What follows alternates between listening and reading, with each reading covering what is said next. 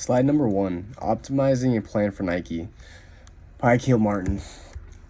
So what is Nike? Nike is an American multinational national corporation. So they engage in like designs, development, manufacturing, and this is towards footwear, apparel, accessories, services, etc.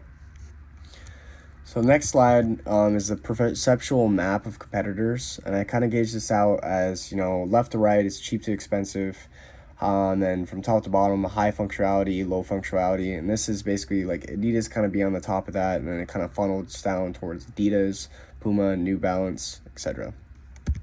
Perceptual map of customer preferences. From left to right, low value to high value, and then bottom to top is frugal to free like spending. And Nike's kind of towards the top again at this point for how well known they are and how they compete. And then Adidas comes close second, and then it falls down. So suggested modification for this is like selling products in stores rather than online.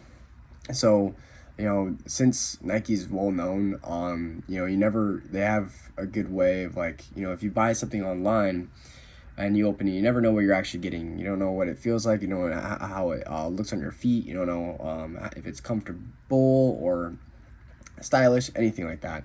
So since Nike's already well known, I think their best bet of keeping like not only like knowing their audience but keeping a high customer retention rate is keeping it within stores of purchasing for customers.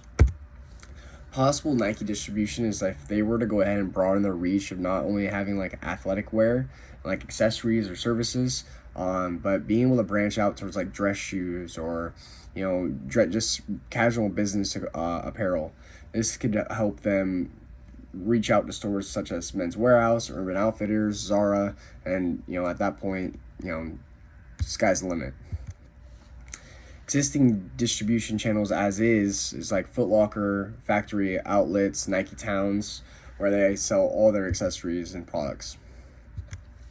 An existing promotional channel is I don't know why I'm spacing on his name, but they like social media influencers, emotional appeal advertisements.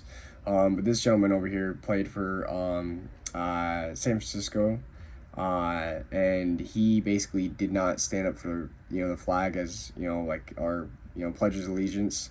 So what I remember, and he lost everything. He lost his contract, and had a lot of backlash. And this was an emotional appeal, as in as it stated on this ad. It says, "Believe in something, even if it means sacrificing everything." So it definitely grabs an emotional appeal of its viewers. So the next slide is the possible new promotional channels, such as sales promotions for personal trainers. This is like possible partnerships with local stores, or even say local food industries, as in like Chipotle or Emerald Smoothies, etc. So one Facebook ad that I had was basically saying that they're introducing a new apparel that is like whether it's dress shoes, sports jackets, dresses, etc., kind of appealing to a whole nother audience. And then Facebook ad number 2 is basically saying like the time's come where they pair up with Chipotle. So if you make an in-store purchase, then you get 15% off any Chipotle that you go to. So kind of leading into more incentives.